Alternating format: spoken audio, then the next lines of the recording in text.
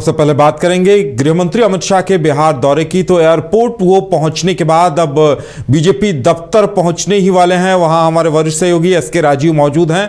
सीधे रुख करेंगे पटना बीजेपी दफ्तर का, जहां अमित शाह पहुंचने वाले हैं।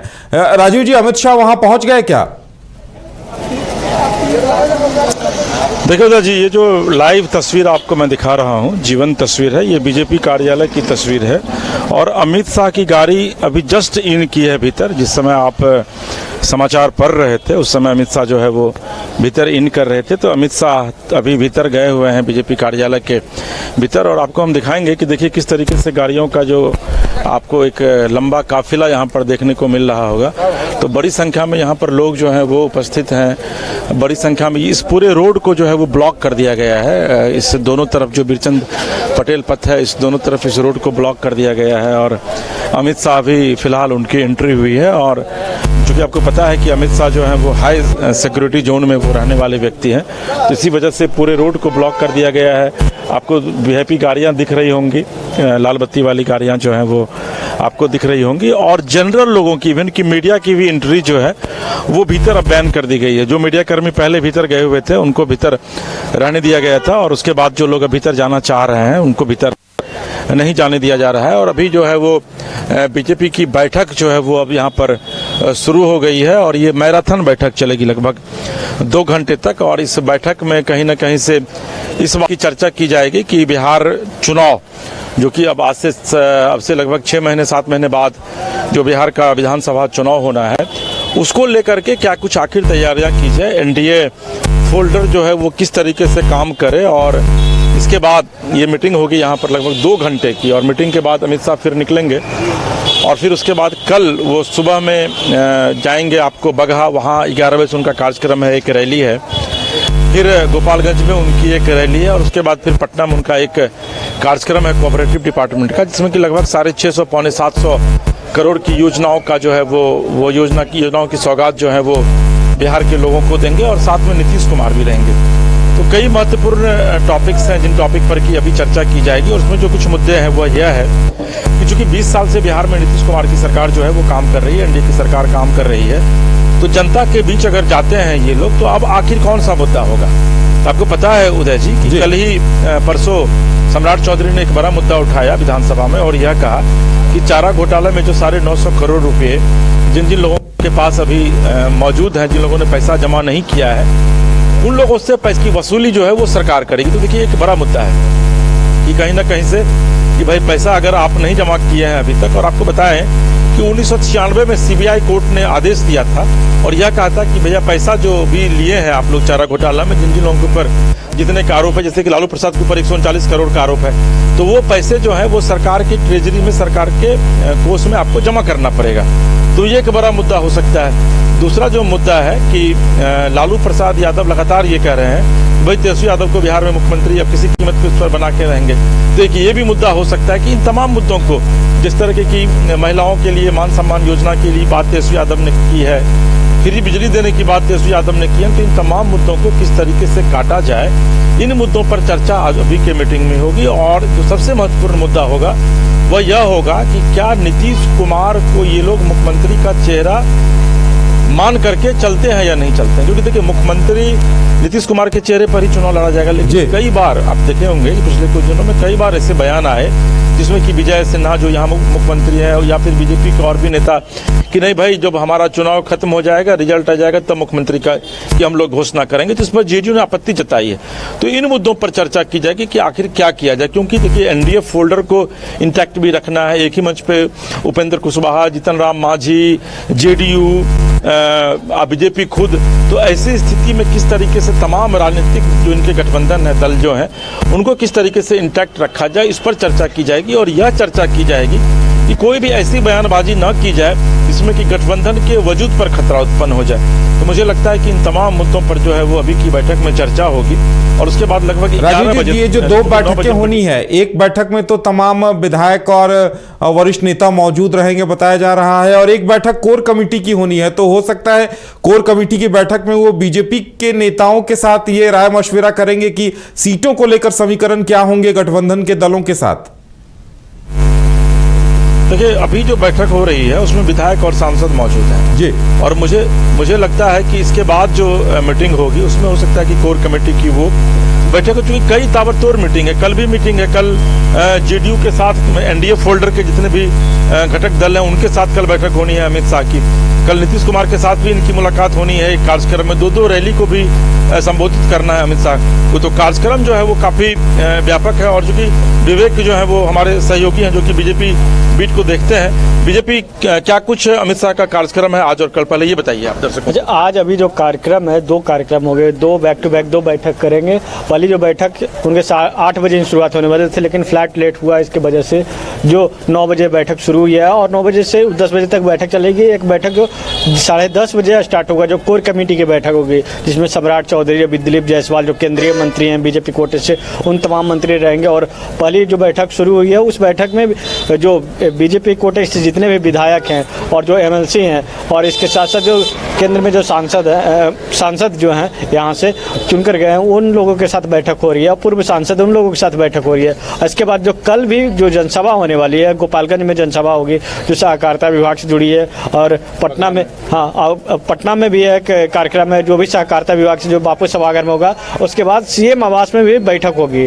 जैसे इस बार जो एनडीए जो फोल्डर का जो बैठक हो रही है, सीएम संवाद कक्ष है, वहाँ पे बैठक होगी। वहाँ पे तमाम नेता जुटेंगे। से बैठक है सीएम संवाद कक्ष में। गोपालगंज से जब लौटेंगे, गोपालगंज से जो भी समय होगा तो 2 बजे 2:30 बजे के करीब वहाँ बताया गया। लेकिन आज भी 8 बजे 7:45 में टाइम दिया गया था, लेकिन टाइम डिले हुआ। लेकिन कल जो बैठक होगी काफ़ी महत्वपूर्ण बैठक है। ये 2 दिवसीय दौरे अमित शाह का काफ़ी महत्वपूर्ण होने वाला है। इसके साथ साथ जो गोपालगंज में जहाँ जनसभा संबोधित करने जा रहे हैं अमित शाह, लालू प्रसाद यादव का गृह जिला है। और बिहार में अभी सबसे बड़ी अगर विपक्षी दल में है कोई तो राष्ट्रीय जनता दल है। राष्ट्रीय कांग्रेस का तो छोड़ दीजिए, कांग्रेस अपना रणनीति बनाने में पुरानी जमीन तलाशने में लगी हुई है। लेकिन जो राष्ट्रीय जनता दल पे क्या अमित शाह का निशाना रहता है, क्योंकि अभी पिछले दिनों जब प्रधानमंत्री नरेंद्र मोदी बिहार दौरे पर आए थे भागलपुर में, उसमें सम्राट चौधरी का एक वीडियो भी तेजी से वायरल हुआ था। जो सम्राट चौधरी कह रहे थे कि तेजस्वी पे फोकस नहीं बल्कि लालू यादव पे फोकस करना है, लालू यादव को टारगेट करना। तो अब अमित शाह क्या टारगेट, किस पे टारगेट करते हैं और कौन उनका बिहार में जो विपक्ष पार्टी है किन पर निशाना साधते हैं, और इसके साथ साथ क्या मुद्दे जो हैं 853 करोड़ के जो लागत से जो है जो कई योजनाओं को सौगात देंगे। कल ही उन्होंने कई योजनाओं की भी सौगात दी।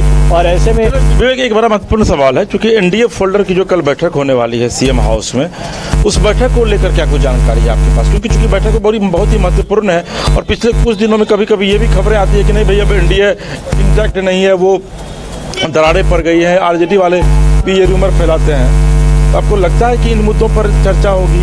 सीट शेयरिंग चूंकि एक बड़ी समस्या है बिहार में, आपको लगता है कि सीट शेयरिंग पर भी चर्चा हो सकती है? क्योंकि जेडीयू कह रही है कि भैया हम 100 सीट पर चुनाव लड़ेंगे, बीजेपी कही है कि हम 100 सीट पर चुनाव लड़ेंगे, उपेंद्र कुशवाहा की पार्टी कह रही है कि हमको कम से कम 40 सीट चाहिए, जीतन राम मांझी की पार्टी कह रही है कि भाई हमको भी कम से कम 40 सीट चाहिए। आपको लगता नहीं कि एक दुविधा की स्थिति बिहार में बन रही है सीटों को लेकर के? क्या आपको लगता है कि कल जब सीएम हाउस में बैठक होगी एनडीए फोल्डर की, उसमें इन मुद्दों पर भी चर्चा होगी? बिल्कुल जरूर चर्चा होगी, क्योंकि 2020 में अगर देखा जाए जब विधानसभा के चुनाव हुए थे उस समय जो चिराग पासवान की पार्टी जो अलग कर चुनाव लड़ रहे थे, जहाँ जहाँ जेडीयू के कैंडिडेट थे उनके विरोध में अपना कैंडिडेट उतारे हुए थे। लेकिन जो कल बैठक होगी इसमें तमाम रणनीति तय किया जाएगी। अभी चिराग पासवान का भी जो मीडिया ग्रुप है उसमें भी आए कि सुबह में 9 बजे चिराग पासवान पटना पहुँचेंगे। उसके साथ वो बैठक में भी शामिल होंगे। अमित शाह का जहाँ जनसभा संबोधित होने वाला है वहाँ भी जाएंगे। तो यानी कि साफ तौर पर एनडीए जो गठबंधन है वो इंटैक्ट है और दर्शाने की कोशिश किया जा रहा है। इसके साथ साथ जीतन राम मांझी है वो भी सुबह पहुंचेंगे। तो उपेंद्र कुशवाहा तो बिहार में ही अमूमन रहते हैं। तो 3 जो गठबंधन है तो तीनों गठबंधन दल के नेता जो है वो पहुंचेंगे। और इसके साथ साथ मुख्यमंत्री नीतीश कुमार भी दोनों जगह जो जनसभा होने वाली है वो दोनों जगह वो रहेंगे। और ऐसे में देखना हुआ कि यह नीतीश कुमार के चेहरे को लेकर के अमित शाह घोषणा करते हैं या नहीं करते। और बीते दिनों ये भी आपको याद होगा कि अमित शाह ने बिहार में माता जानकी की मंदिर बनाने की भी बात कही थी। तो ऐसे में बिहार में विधानसभा चुनाव होना है, तो क्या चुनाव को लेकर अयोध्या के तर्ज पर बिहार में भी जो मंदिर देखिए उदय, विवेक एक बहुत ही अच्छी बात बता रहे हैं कि आपको याद होगा कि आज से लगभग 15-20 दिन पहले गुजरात में एक कार्यक्रम को संबोधित कर रहे थे अमित शाह। वहां पर उन्होंने कहा था कि अयोध्या की तर्ज पर ही जानकी धाम यानी कि जहाँ पर माँ सीता जन्म ली थी सीतामढ़ी में, वहाँ पर वैसा ही भव्य मंदिर बनाया जाएगा और एक कॉरिडोर बनाया जाएगा, जिससे कि प्रभु राम से जुड़े हुए जितने भी धर्मस्थल हैं उन तमाम धर्मस्थल को कॉरिडोर के माध्यम से जोड़ने की कोशिश की जाएगी। तो देखिए ये एक बड़ा इंपॉर्टेंट इशू है, चूंकि एक जान लीजिए कि राम के नाम पर आज भी बीजेपी जो है वो उतना ही फोकस करती है जितना कि लोकसभा चुनाव में सत्ता में आने से पहले कर रही थी। तो निश्चित तौर पर ये एक बड़ा टॉपिक हमारे साथ महीप भी है।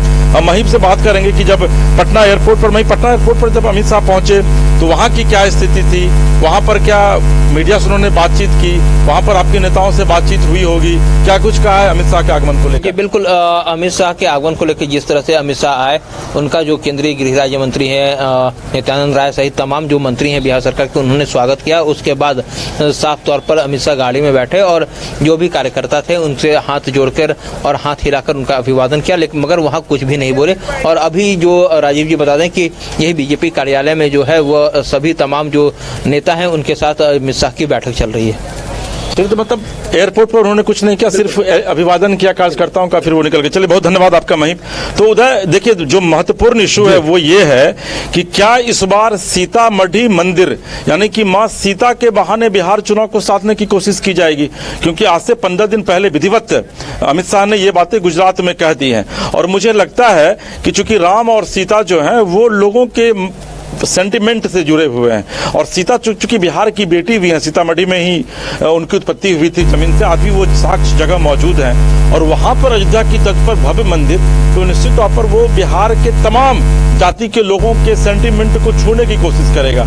और ये एक बड़ी वजह हो सकती है कि इस चुनाव में इस मुद्दे को अमित शाह जो है वो उठाए। दूसरी जो महत्वपूर्ण बात है, तो मैं भी विवेक से चर्चा कर रहा था कि कल जब सीएम हाउस में बैठक होगी नीतीश कुमार के साथ, मुझे लग रहा है कि 3 बजे के बाद, और तमाम राजनीतिक घटक दल के नेता रहेंगे।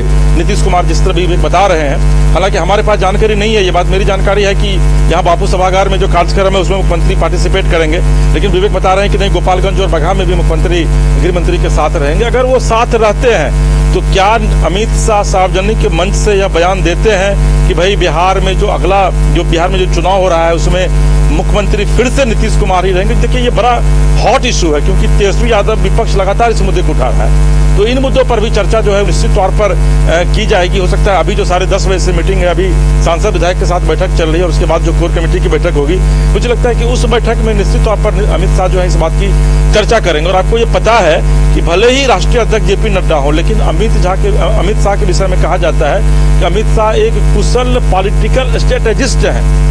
आज बीजेपी अगर केंद्र से लेकर के कई प्रदेशों में सत्ता में आई है, तो उसके पीछे अगर एक आदमी का दिमाग काम करता है तो वो अमित शाह, और यही वजह है कि अमित शाह को बीजेपी का चाणक्य भी कहा जाता है। चलिए, तो बिहार चुनाव जीतना अमित शाह के लिए बहुत ही महत्वपूर्ण है। बिल्कुल, तो इंतजार किया जाए बैठक में क्या कुछ होता है, क्योंकि बैठक के बाद जब नेता कार्यकर्ता निकलेंगे तभी जानकारी मिल पाएगी कि क्या गुरु मंत्र दिया गया, क्या कुछ रणनीति बनाई गई। राजीव जी, हमारे साथ जुड़ने के लिए और तमाम जानकारी देने के लिए फिलहाल आपका बहुत बहुत धन्यवाद।